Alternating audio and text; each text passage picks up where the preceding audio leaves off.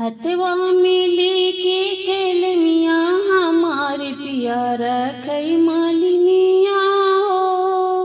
हथवा में लेके कलमिया हमार पिया रखई मालिनिया हो।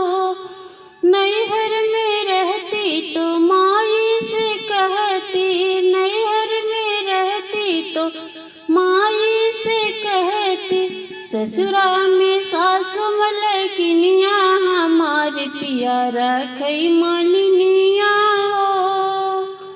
ससुरा में सासु मलकिनिया हमार पिया रखई मालिनिया हो। हथवा में लेके कलमिया हमार पिया रखई मालिनिया हो।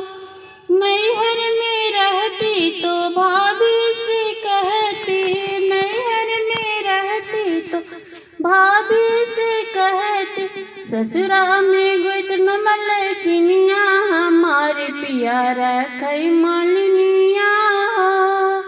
ससुरा में गुतन मलकिनिया हमार पिया रखई मालिनिया हो।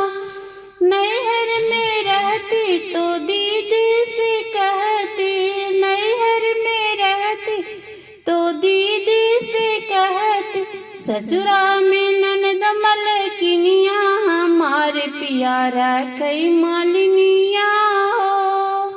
ससुरा में ननद मलकिनिया हमार पिया रखई मालिनिया